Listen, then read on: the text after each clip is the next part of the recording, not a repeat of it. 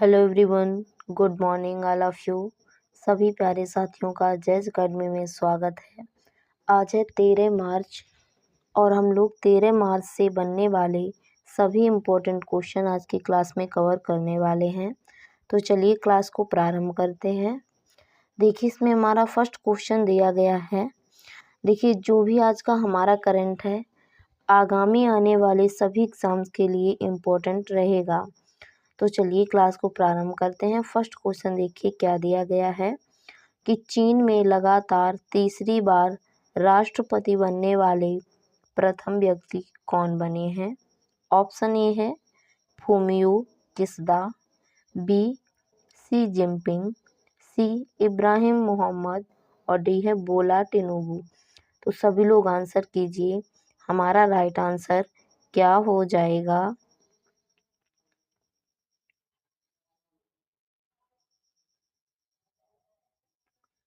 तो हमारा right answer हो जाएगा ऑप्शन बी यानी सी जिनपिंग।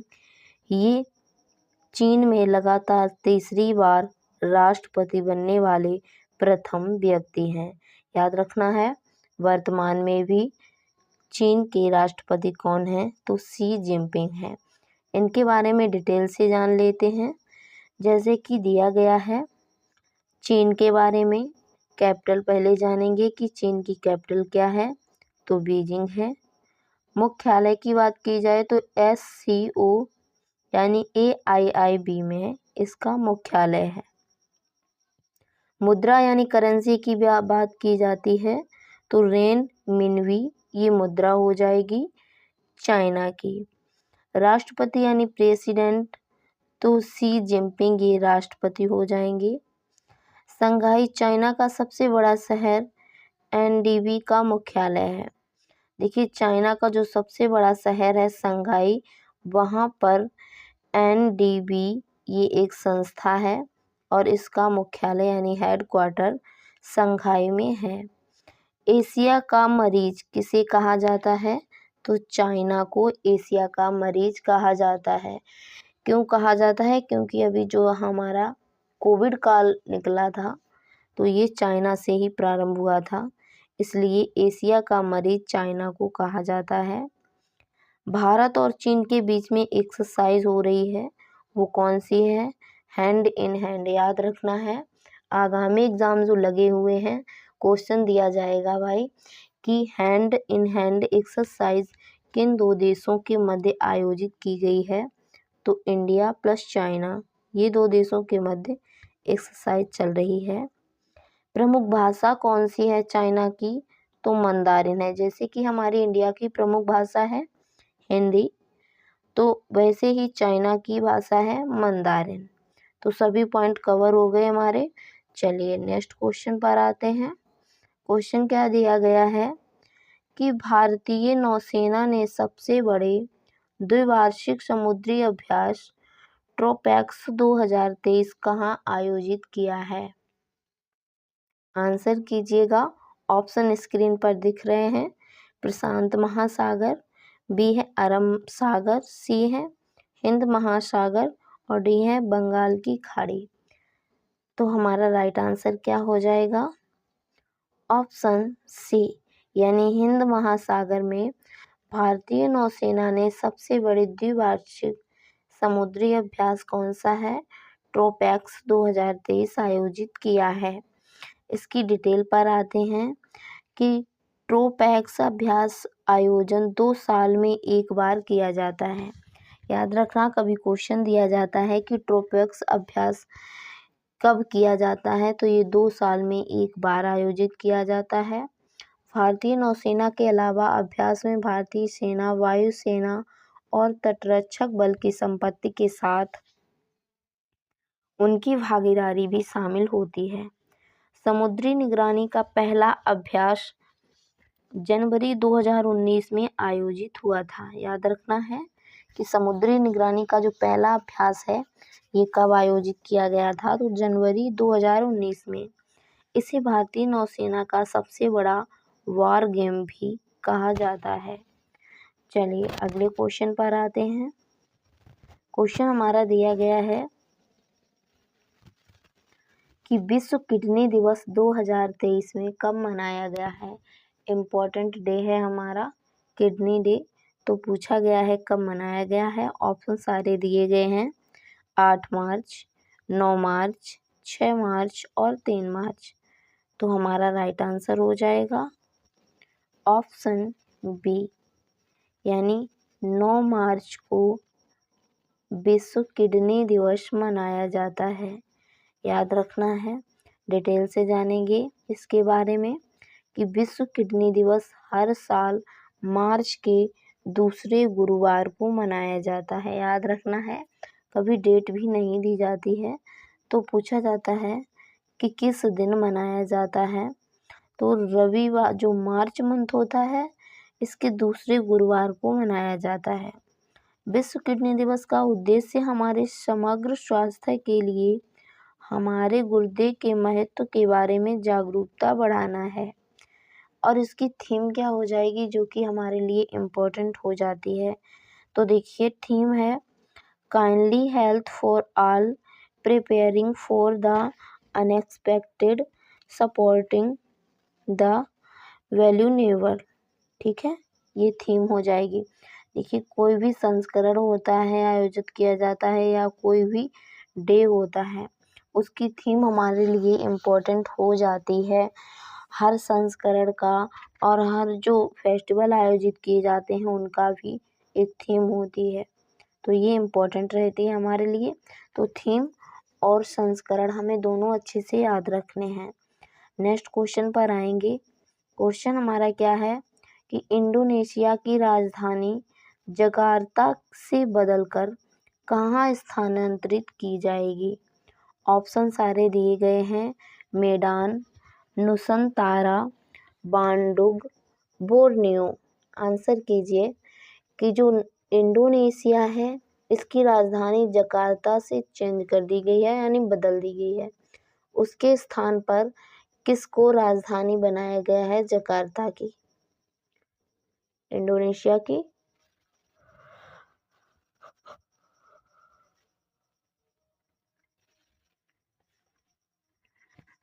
तो हमारा राइट आंसर हो जाएगा ऑप्शन डी, यानी बोर्नियो। ये इंडोनेशिया देश की राजधानी हो जाएगी। चलिए डिटेल से जानते हैं कि इंडोनेशिया एशिया महाद्वीप में स्थित है। बहुत बार क्वेश्चन एग्जाम में दिया गया है कि हमें एक कंट्री दे दी जाती है, पूछ लिया जाता है कि किस महाद्वीप का भाग है, किस महाद्वीप का ये देश है। तो हमें ये भी याद रखना होता है कि कौन सा देश किस महाद्वीप का है। तो इंडोनेशिया देश एशिया महाद्वीप में स्थित है। इंडोनेशिया की करेंसी क्या है। तो इंडोनेशियाई रुपया है। इंडोनेशिया के राष्ट्रपति यानी प्रेसिडेंट कौन है। तो जोको विडोडो, ये इंडोनेशिया के राष्ट्रपति हैं। इंडोनेशिया की संसद का क्या नाम है। तो पीपल्स कंस्टिट्यूटिव असेंबली, ये इंडोनेशिया की संसद हो जाएगी। और भारत और इंडोनेशिया के बीच एक्सरसाइज कौन सी है। तो गरुड़ शक्ति भारत और इंडोनेशिया के बीच एक्सरसाइज आयोजित की गई है। और यहाँ पर एक सक्रिय ज्वालामुखी है इंडोनेशिया में, वो कौन सा है। माउंट मेरापी, ये सक्रिय ज्वालामुखी है और इंडोनेशिया देश में है। तो सारे पॉइंट क्लियर हो गए कि किस महाद्वीप में है ये देश, एशिया महाद्वीप में है। करेंसी इंडोनेशियाई रुपया है। राष्ट्रपति तो जोको विडोडो हैं।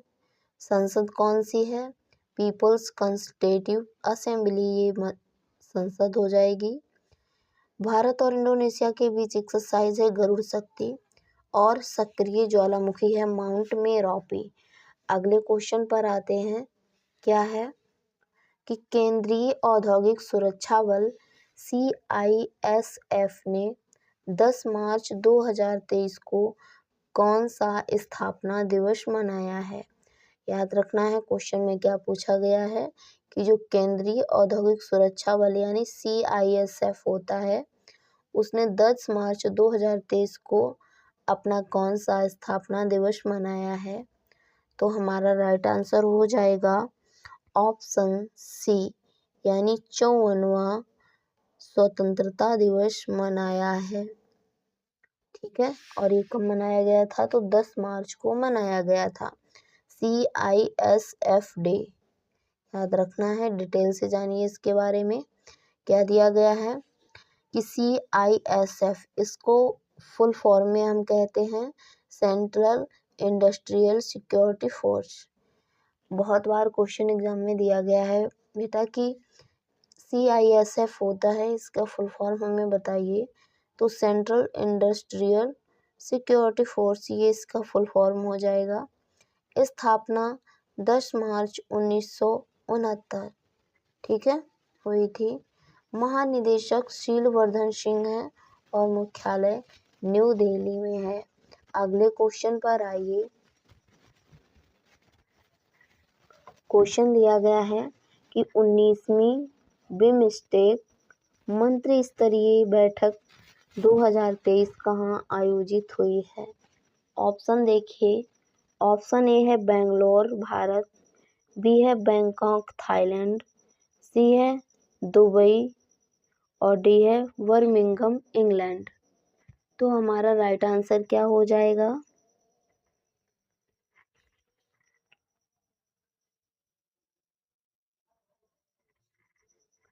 तो हमारा राइट आंसर हो जाएगा ऑप्शन बी यानी बैंकॉक थाईलैंड। ठीक है, यहाँ पर 19वीं बिमस्टेक मंत्री स्तरीय बैठक 2023 आयोजित की गई थी। चलिए अगले क्वेश्चन, इसकी डिटेल देख लेते हैं। पहले क्या है कि बैठक की अध्यक्षता किसने की थी? तो डान प्रमुद विनयी, ये थाईलैंड के उप प्रधानमंत्री हैं, इन्होंने इसकी अध्यक्षता की थी। भारत की अध्यक्षता राजकुमार रंजन सिंह, ये विदेश राज्य मंत्री हैं। बिमस्टेक को क्या कहते हैं? इसका फुल नेम क्या होता है? तो Bay of Bengal initiative for multi sectoral technical and economic corporation, ये इसकी फुल फॉर्म हो जाएगी। स्थापना की बात की जाती है तो 6 जून 1997 में स्थापना हुई थी। हेडक्वार्टर ढाका, जो कि बांग्लादेश की कैपिटल है, और सेक्रेटरी जनरल तेनजिंग के लेक फेल हैं। और सदस्य देश कितने हैं? तो 7 हैं। बांग्लादेश, भूटान, भारत, नेपाल और म्यांमार, श्रीलंका और थाईलैंड। यहाँ तक सभी को समझ में आ गया। अगले क्वेश्चन पर आते हैं कि नेपाल के नए राष्ट्रपति कौन बने हैं? इम्पोर्टेंट क्वेश्चन है हमारा, आंसर कीजिए। ऑप्शन दिए गए हैं सारे।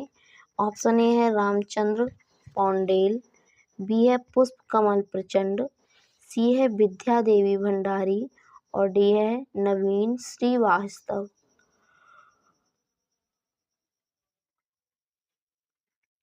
तो हमारा राइट आंसर क्या होगा? आंसर कीजिए कि जो नेपाल है इसके नए प्रेसिडेंट्स कौन बने हैं। तो हमारा राइट आंसर हो जाएगा ऑप्शन ए यानी रामचंद्र पौंडेल, ये नेपाल के नए राष्ट्रपति बनाए गए हैं। अब देखिए नेपाल से हम क्या रिलेट कर सकते हैं। फर्स्ट ऑफ ऑल तो ये है कि संसार की जो सबसे ऊंची चोटी है माउंट एवरेस्ट, ठीक है, दुनिया की सबसे ऊंची चोटी माउंट एवरेस्ट कहाँ है? तो ये नेपाल में है, याद रखना है। नेपाल में इसे माउंट एवरेस्ट के नाम से नहीं जानते हैं, तो इसको सागर माथा के नाम से जानते हैं। ठीक है, सागर माथा के नाम से किसे जानते हैं? माउंट एवरेस्ट को जानते हैं। किस देश में है? तो ये नेपाल देश में है, याद रखना है। चलिए और देखिए जो नेपाल है और इंडिया है इसके बीच में एक एक्सरसाइज है, वो कौन सी है? सूर्य किरण। इंडिया और नेपाल के बीच में एक युद्धाभ्यास जारी किया गया है, उसका नाम है सूर्य किरण। चलिए अगले क्वेश्चन पर आते हैं। क्वेश्चन हमारा दिया गया है कि हाल ही में मध्य प्रदेश में महिला कर्मचारियों को 7 दिन का अतिरिक्त अवकाश बढ़ाकर कितने दिन कर दिया है। यानी पहले इनको अवकाश कितना दिया जाता था और अब बढ़ाया गया है तो कितने दिनों का बढ़ाकर कर दिया गया है, ये हमसे पूछा गया है। ऑप्शन देखिए 15, 20, 25 और 30। तो हमारा राइट आंसर हो जाएगा ऑप्शन बी यानी 20 दिन।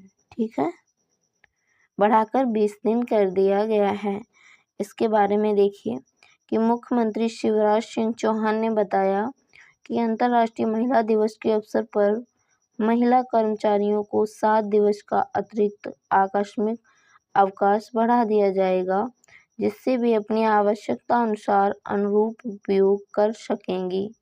उन्होंने बताया कि कक्षा 10वीं के बाद उच्च स्तरीय माध्यमिक एवं कॉलेज में बेटियों को वित्तीय साक्षरता के लिए पाठ पढ़ाया जाएगा और महिला उन्मुखी होगा। चलिए अगले क्वेश्चन पर आइए। क्वेश्चन हमारा दिया गया है कि हाल ही में किस राज्य सरकार ने धर्मपाल राष्ट्रीय सम्मान स्थापित करने का निर्णय लिया गया है। कौन सा है? धर्मपाल राष्ट्रीय सम्मान है। तो किस राज्य सरकार के द्वारा इसको स्थापित करने का निर्णय लिया गया है? तो हमारा राइट आंसर हो जाएगा ऑप्शन बी यानी एमपी सरकार के द्वारा। डिटेल में आइए क्या दिया गया है कि भारतीय जो संस्कृति विभाग ने स्वराज संस्थान संचालनालय के अधीन धर्मपाल शोध पीठ अंतर्गत ये तय किया गया है कि धर्मपाल के नाम पर राष्ट्रीय सम्मान 5 लाख रुपए एवं राष्ट्रीय पुरस्कार 2 लाख रुपए दिए जाएंगे। राष्ट्रीय सम्मान प्रतिवर्ष एक व्यक्ति को जबकि पुरस्कार 2 व्यक्तियों को दिए जाएंगे। यहाँ तक ये हमारा फैक्ट इम्पोर्टेंट रहता है कि जो धर्मपाल के नाम पर राष्ट्रीय सम्मान है इसमें कितनी राशि प्रदान की जाएगी, तो 5 लाख रुपए एवं राष्ट्रीय पुरस्कार में कितनी राशि प्रदान की जाएगी, तो 2 लाख रुपए प्रदान की जाएगी। नेक्स्ट क्वेश्चन पर आइए और ये हमारा अंतिम क्वेश्चन है कि 12 से 21 मार्च तक दिव्य कला मेला का आयोजन मध्य प्रदेश के किस शहर में किया गया है। इम्पोर्टेंट क्वेश्चन है हमारा कि 12 से 21 मार्च तक दिव्य कला जो मेला है इसका आयोजन मध्य प्रदेश के किस शहर में किया जाएगा। तो हमारा राइट आंसर हो जाएगा ऑप्शन बी यानी भोपाल में। ठीक है, सामाजिक एवं न्याय दिव्यांगजन सशक्तिकरण मंत्री श्री प्रेम सिंह पटेल ने बताया कि केंद्रीय सामाजिक न्याय एवं अधिकारिता मंत्रालय द्वारा 12 से 21 मार्च तक भोपाल हाट में दिव्य कला मेला लगेगा। ठीक है, और दिव्य कला मेला दिसंबर 2022 में नई दिल्ली और 16 से 25 फरवरी तक मुंबई की MMRD ग्राउंड में किया जा चुका है। चलिए, तो ये थे कुछ इम्पोर्टेंट क्वेश्चन 13 मार्च से संबंधित। उम्मीद करते हैं कि सभी प्यारे साथियों को क्लास समझ में आ गई है। देखिए, जो लोग भी क्लास में नए जुड़े हुए हैं एक बार सभी लोग चैनल को सब्सक्राइब कर लें। और भी क्लासें टाइम से प्रोवाइड कराई जाती हैं और हमारे देखिए एग्ज़ाम लगा हुआ है पास में MTS, जो कि इम्पोर्टेंट एग्ज़ाम है हमारे लिए।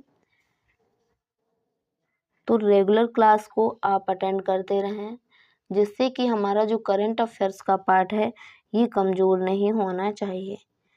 तो आज की क्लास यहीं पर समाप्त करते हैं।